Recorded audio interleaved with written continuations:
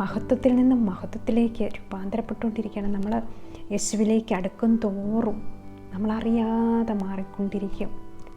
നമ്മുടെ കുടുംബം മാറിക്കൊണ്ടിരിക്കും, നമ്മുടെ പ്രദേശം മാറിക്കൊണ്ടിരിക്കും. അപ്പോൾ ഓരോ ദിവസവും നമ്മൾ ശാന്തമായിട്ട് ഈശോയുടെ കരത്തിൻ്റെ കീഴിൽ ശാന്തമായിട്ടിരിക്കുക. ഈശോ നമ്മളെ വളർത്തും. പക്ഷെ നമ്മൾ ആഗ്രഹിക്കണം ഈശോയിൽ വളരുവാൻ. നമ്മൾ ഈശോയിൽ വളരും തോറും ആദ്യമൊക്കെ നമ്മുടെ കൂടെ ഉണ്ടായിരുന്ന സ്നേഹിതരൊക്കെ നമ്മളെ വിട്ടുപോകും. നമുക്കപ്പോൾ ആദ്യം പ്രയാസമായിരിക്കും. കാരണം നന്മ വരുമ്പോൾ തിന്മയ്ക്ക് അവിടെ പൂട്ടിരിക്കാൻ സാധിക്കുകയില്ല.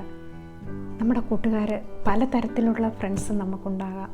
മദ്യപാന്മാരായിട്ട് ഫ്രണ്ട്സ് നമുക്കുണ്ടാകാം, പണത്തിന് വേണ്ടി മാത്രമുള്ള ഫ്രണ്ട്സ് നമുക്കുണ്ടാകാം, സ്വാർത്ഥതയ്ക്ക് വേണ്ടി മാത്രമുള്ള ഫ്രണ്ട്സ് നമുക്കുണ്ടാകാം. പലതരത്തിലുള്ള കൂട്ടുകാർ നമുക്കുണ്ടാകും. അതേസമയം ആത്മാർത്ഥതയുള്ള കൂട്ടുകാർ നമുക്കുണ്ടാകാം. അപ്പോൾ ഈശോയിൽ നമ്മൾ വരുമ്പോൾ എന്ത് ചെയ്യും?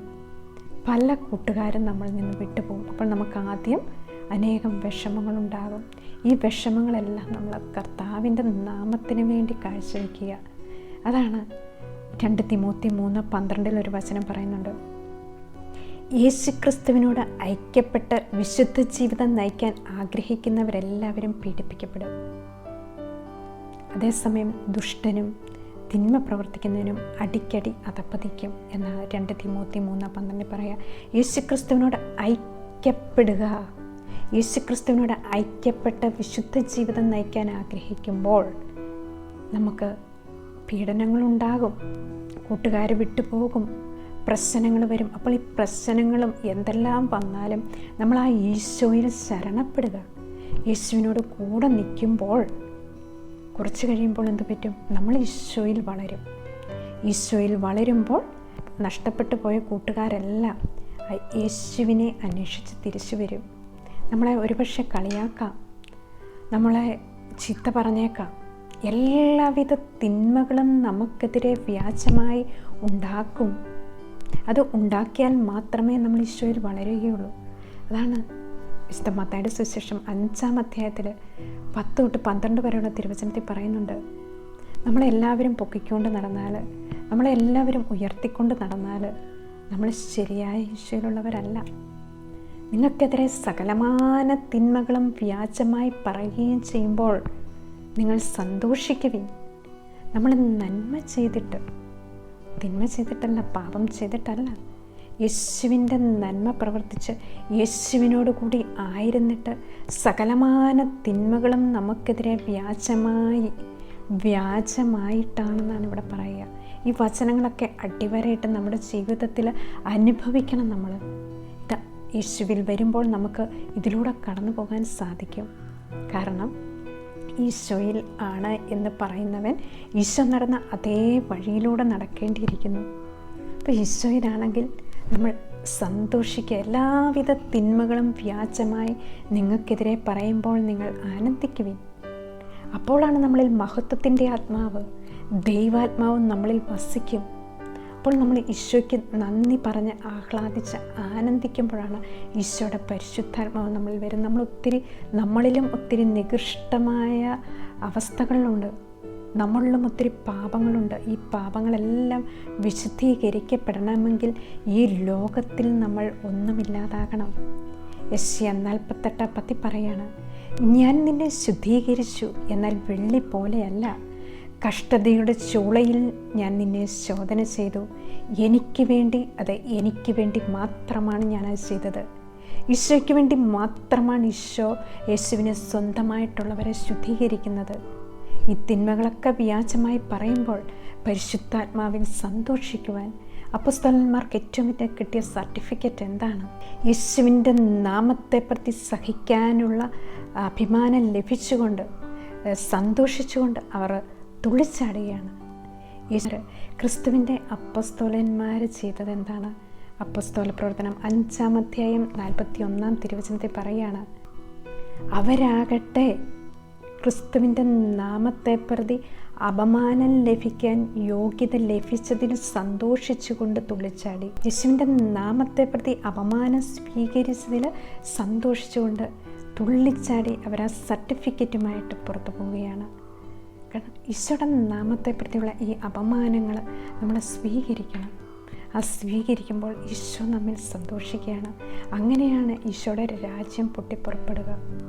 അതാണ് നമ്മൾ ആ ജീവിതത്തെ നമ്മൾ അങ്ങനെ ക്രമപ്പെടുത്തിക്കൊണ്ട് വരണം. ജ്ഞാനത്തിൻ്റെ പുസ്തകം 8-ാം അധ്യായം 1-ാം തിരുവചനത്തിൽ പറയാണ്, ഭൂമിയുടെ ഒരറ്റം മുതൽ മറ്റേ അറ്റം വരെ ജ്ഞാനം സ്വാധീനം ചെലുത്തുന്നു, അവൾ എല്ലാ കാര്യങ്ങളും ക്രമപ്പെടുത്തുന്നു. ഈശോയുടെ പരിശുദ്ധാത്മാവ് വരുമ്പോൾ എല്ലാം നമുക്ക് ക്രമപ്പെടുത്തി തരും. പക്ഷെ നമ്മുടെയും കൂടെ സഹകരണവും നമ്മളുടെയും കൂടെ സാന്നിധ്യവും ദൈവത്തിന് ആവശ്യമാണ്. അവൾ എല്ലാ കാര്യങ്ങളും ക്രമപ്പെടുത്തുന്നു. യേശുവിലേക്ക് നമ്മൾ വളരുമ്പോൾ നമ്മൾ പക്വതയുള്ളവരായി വളരും, പക്വതയുള്ളവരായി മാറും. അതാണ് 1 കൊരിന്തോസ് 3 1-3 വരെയുള്ള വചനം, 1 പത്രോസ് 2 1 തൊട്ടുള്ള വചനത്തിലും എല്ലാം പറയുന്നതാണ്, നിങ്ങളുടെ ഇടയിലെ എല്ലാ തർക്കവും അസൂയയും കാപട്യവും അപവാദവും എല്ലാം ഉപേക്ഷിക്കുവിൻ. അപ്പം നമ്മൾ അങ്ങോട്ടും ഇങ്ങോട്ടും അപവാദം പറയുമ്പോൾ, അങ്ങോട്ടും ഇങ്ങോട്ടും നമ്മുടെ ഇടയ്ക്ക് അസൂയ ഉണ്ടാകുമ്പോൾ, ഇതൊക്കെ നമ്മൾ വെറും ജഡീകരും സാധാരണക്കാരനുമായി മാറുകയാണ്. യേശുവിൽ വളരുമ്പോൾ ഈ കാര്യങ്ങളെല്ലാം നമ്മൾ എടുത്തു മാറ്റി ഈ പക്വതയുള്ളവരായി, എങ്കിൽ മാത്രമേ ഈശോയ്ക്ക് നമുക്ക് കട്ടിയുള്ള ഭക്ഷണം തരാൻ സാധിക്കുകയുള്ളൂ. അതാണ് ഈശോ ആദ്യമേ സംസാരിക്കുന്നത് നമ്മളോടൊക്കെ. ആദ്യമേ എങ്ങനെയാണ്? ഉപമകൾ വഴിയാണ് ഈശോ സംസാരിക്കുക. കാരണം നമുക്ക് ഒന്നും മനസ്സിലാകില്ല, എപ്പോഴും നമ്മളിൽ ഈ തിന്മകളൊക്കെ കിടക്കുകയാണ്. നമ്മൾ ജഡീകരും സാധാരണക്കാരുമായിട്ട് മനുഷ്യരായി മാറുകയാണ്. ഇതിൽ നിന്നും മാറി നമ്മുടെ പൈതങ്ങൾക്കാണ് ആദ്യമേ പാല് കൊടുക്കുക, അതിനുശേഷമാണ് കട്ടിയുള്ള ഭക്ഷണം കഴിക്കുക. കാരണം നമുക്ക് ഗ്രഹിക്കാൻ കഴിയാത്ത വിധം ദൈവീക രഹസ്യങ്ങൾ അത്ര നിഗൂഢമാണ്. ഇത് നമ്മൾ തിരിച്ചറിഞ്ഞ് യേശുവിനോട് കൂടെയായിരിക്കുവാനായിട്ട് നമുക്ക് പ്രാർത്ഥിക്കാം. തിരിച്ചറിഞ്ഞ് പക്വതയുള്ള ഭക്ഷണം കഴിക്കാൻ, അതിനുശേഷമാണ് നമ്മൾ ആത്മീയ രഹസ്യങ്ങളിലേക്ക് ഈശോ നമ്മളെ കടത്തുക. ഈ പാപങ്ങളെല്ലാം നമ്മളിൽ നിന്ന് വിട്ടുപോകുന്നു കഴിഞ്ഞാണ് നമ്മൾ യേശുവിൻ്റെ കട്ടിയുള്ള ഭക്ഷണങ്ങൾ.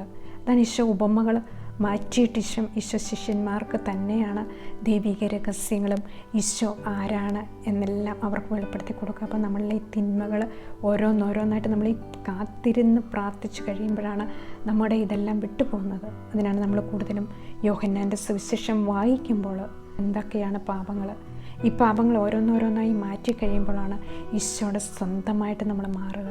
യോഹന്നാൻ്റെ സുവിശേഷം 3-ാം അധ്യായം 3-5 തിരുവചനത്തിൽ പറയുന്നുണ്ട്, ജലത്താലും ആത്മാവിനാലും ജനിക്കുന്നില്ല എങ്കിൽ നമ്മൾ സ്വർഗരാജ്യത്തിൽ പ്രവേശിക്കുകയില്ല.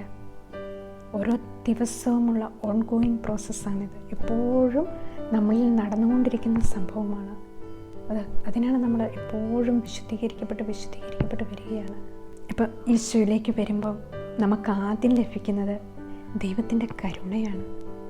ഈ കരുണയാണ് നമ്മുടെ പാപങ്ങളെല്ലാം എടുത്തു മാറ്റുന്നത്.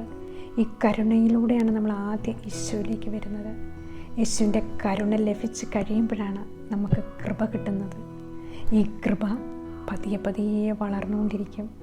ഈ കൃപ പിന്നീട് ശക്തിയായി മാറുകയാണ്. പൗലോസിനെ പറയുന്നില്ലേ, കൊളോസ്യർക്ക് എഴുതിയ ലേഖനം 1-ാം അധ്യായം 29-ാം തിരുവചനത്തിൽ, അവൻ എന്നിൽ ശക്തമായി ഉണർത്തുന്ന ശക്തി കൊണ്ട് ഞാൻ അധ്വാനിച്ചു. അപ്പോസ്തലന്മാർ കൃപാവരവും ശക്തിയും കൊണ്ട് നിറഞ്ഞു.